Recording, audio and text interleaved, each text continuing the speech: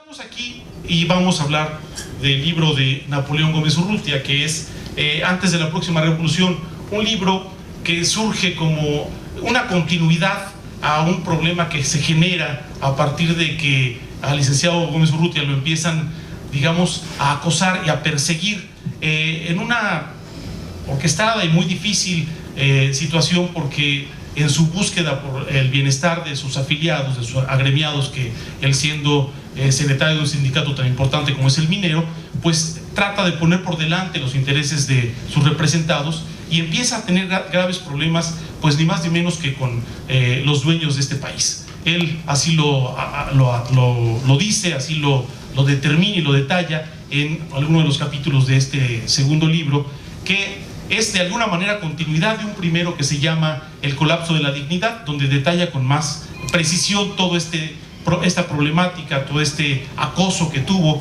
y, digamos, el infortunio de darnos cuenta que no se vive realmente un Estado de Derecho, que se vive un Estado en donde quien tiene más dinero, quien tiene más poder, puede de alguna manera acondicionar las cosas a su favor, de tal suerte que entonces no hay razón, no hay ley y no hay legalidad posible cuando no está avalada por algo, cuando nos enfrentamos a un leviatán como este. Un leviatán que es la suma, por un lado, del poder económico y por otro lado con el poder político. Entonces es realmente una fuerza avasalladora. Es increíble la epopeya que ha vivido el licenciado Gómez Urrutia.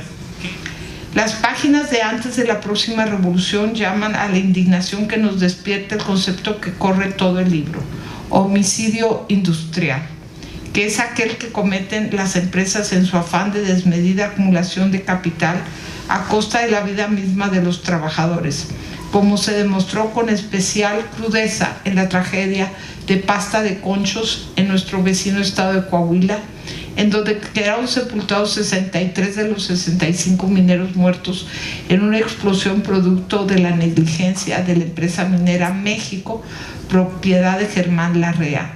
Tan solo 5 días después de la explosión, la empresa, en complicidad con el gobierno de Vicente Fox, selló la mina y abandonó a esos 63 seres humanos, que probablemente algunos tuvieran vida, lo que nos recuerda los recientes intentos de las autoridades mexicanas por meter a los edificios caídos en estos sismos, maquinaria pesada, incluso un día después del terremoto del pasado 19 de septiembre, sin importar que pudiera haber personas vivas bajo los escombros. Por fortuna, a diferencia de Pasta de Conchos, hoy la sociedad civil pudo intervenir para evitar este nuevo crimen. Mucha rabia e indignación hay en este libro, pero también hay esperanza y propuestas concretas, como la que Napoleón llama prosperidad compartida, que si bien por el formato del texto no se desarrolla en amplitud, apunta a establecer un programa tendiente a consolidar un mejor futuro, no solo para la clase trabajadora. Lo que sí sé es que contra muchas de esas opiniones, en su libro él nos ofrece elementos para una lucha contra las oligarquías que han concentrado el poder y el dinero, afectando no solo a las clases más desfavorecidas, sino a las clases medias y aparte las clases altas más productivas. Leamos y entendamos que el título Antes de la próxima revolución no es una amenaza ni un llamado a la revuelta, sino una sana advertencia de que si no actuamos ahora, lo que queda de paz, que no es mucha, y hasta la vida misma de los mexicanos estarán como nunca en peligro. Gracias, Napoleón, por este excelente volumen. Quedamos a la espera de tus palabras. Espero tener pronto la oportunidad de visitar.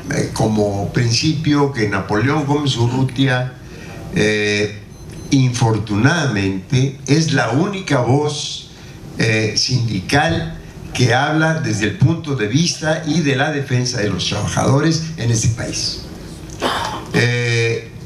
Si vemos al resto de los líderes de los sindicatos nacionales, pues los pronunciamientos que han hecho, y está muy reciente la reforma laboral que se hizo, en donde se conculcan prácticamente los derechos conquistados a lo largo de decenas de años, que no solo, digamos, por el movimiento revolucionario del 10 y en su dimensión constitucional en 17, sino porque ha sido una lucha de muchos años en donde ellos, los trabajadores, han llevado la peor parte. Son los que tienen que hacer huelgas de hambre para conquistar pequeñas o medianas prestaciones, son los que tienen que marchar, como lo hizo la sección de Nueva Rosita por un incidente terrible, similar al de Pasta de Conchos, toda esa región carbonífera. Desde hace muchos años algunos habíamos planteado que México no podía tener una gran dependencia económica y comercial como la que tiene de un solo país, que los Estados Unidos. Casi el 80% de las exportaciones mexicanas van a Estados Unidos. Que podía suceder cualquier cosa, como ha sucedido, y nos pondría en riesgo. Que había que diversificar y cambiar hacia otros mercados. Nadie hizo caso porque todos estaban muy contentos disfrutando de esa gran concentración y desigualdad. Y ahora que se presenta esta nueva situación, pues crea grandes retos, y ahora comienzan a hablar de que hay que ahora sí firmar tratados de libre comercio a ton y son con quien sea. Ya andan buscando dónde firman, y con Europa, y Europa los ha retrasado en un tratado de libre comercio con Europa porque les está poniendo condiciones a Europa difíciles también. Esto no se hace de la noche a la mañana, es una estrategia de política económica y comercial de largo plazo. Pero ahora sí andan diciendo, y de repente nos dicen, se les olvida a los políticos y empresarios mexicanos que en el mundo hay un gran proteccionismo y una gran competencia, y que es muy difícil de superar en el corto plazo, y que por eso los esfuerzos o las palabras que digan son ideas, pero la verdad en el fondo no van a cambiar las cosas. Por eso creo que ahora están desesperados tratando de abrir por donde se pueda oportunidades para diversificar el comercio, cuando la situación está muy complicada, porque en todo el mundo, y la globalización es lo que ha traído más competencia, más proteccionismo. Ahora, no sé si se habrán dado cuenta, pero hace unas pocas semanas, 2 semanas, el presidente de la República, Peña Nieto, creó y firmó un decreto para crear zonas económicas especiales en 4 estados de la República del sur del país. En Guerrero, en Michoacán, en Oaxaca y en Chiapas.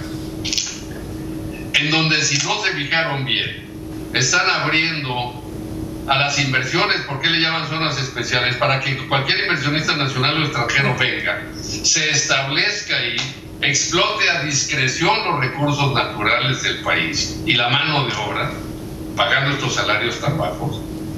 Y desde luego les dan una serie de exenciones. En el caso de todos los que se establezcan, el 100% exención, no van a pagar por 10 años al 100% del pago del impuesto, del impuesto sobre la renta, y durante los 5 años, y viene desde Fox y antes, y yo decía, una reforma laboral, o sea, ¿qué quiere decir? Hay que cambiar la mentalidad de los trabajadores, y ¿por qué no una reforma patronal y una reforma gubernamental? Que cambien ellos, que escojamos verdaderamente, a lo mejor como decía Abraham ahorita hace un momento, no es la escolaridad lo que da la calidad humano-moral. Eso lo trae, los principios y valores los trae uno. A lo mejor en la vida los hace crecer y ya. Pero yo creo que hay que crear una conciencia social de que hay que participar, de que no desperdiciemos nuestro voto, que no nos dejemos manipular y de que busquemos pues, un cambio hacia verdaderamente un gobierno que se comprometa. Yo digo que tenga 2 cosas fundamentales. Sea el que sea, no estoy hablando de nombres, ni estoy dando retratos hablados de nadie. Uno que quiera a México, que verdaderamente quiera a México, porque yo creo que muchos de los políticos que hay ahora, o que hemos tenido en los últimos 30 años por lo menos, no quieren a México. Se quieren a ellos, a sus grupos, a sus intereses, a sus familias. Yo creo que querer a México es hacer las cosas por México, preocuparse por México y cambiar una situación que cada día se deteriora más, cada día crea más inequidad, como decía, más desigualdad. Y el otro es obviamente la honestidad, que alguien que luche contra la corrupción, que verdaderamente sea transparente. Yo creo que si tuviéramos alguien que llegue, que quiera a su país, a México, que sea honesto y transparente, aunque no tuviera la capacidad con que se rodee de los técnicos y la gente más adecuada, ya ganaríamos mucho. El problema es que ahorita no hemos tenido en nuestros últimos gobiernos ni la honestidad requerida para el país, ni por supuesto ni la capacidad ni el cariño hacia México. Yo creo que eso hay que incluirlo, pero sobre todo que hay que participar y hacerlo sentir en estos foros. Qué bueno que estás aquí. Me recuerdo de Tampico porque pues ahí tenemos unas secciones sindicales, precisamente en Pánuco y en Tampico. Yo iba mucho a Tampico, también hay Pollo Marino, entre otros, y otros lugares así, pero la verdad es que son centros importantes y creo que es importante que todos participemos más activamente. No voy a decir que yo estoy promocionando, patrocinando a nadie, porque no lo estoy haciendo, ni el sindicato, sería una irresponsabilidad de mi parte. Pero yo creo que todos estamos claros de que tenemos que hacer un cambio.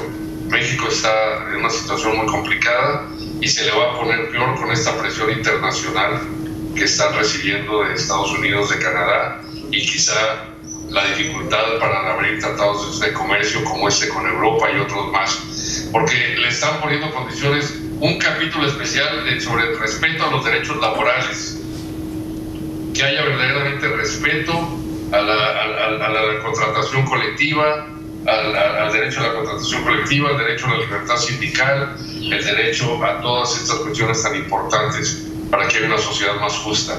Pues yo sería las recomendaciones generales, no quiero ir más allá de ese terreno. Los mineros siempre hemos actuado con mucha responsabilidad políticamente y sabemos eso sí, defender lo nuestro y luchar por nuestro voto, y sí queremos mucho a México, eso sin duda. Gracias. Gracias. No habiendo más preguntas, entonces llegamos a la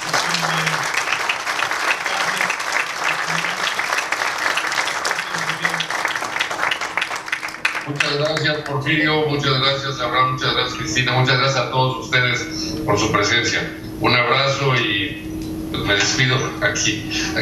Gracias, muy amable. Buenas noches a todos.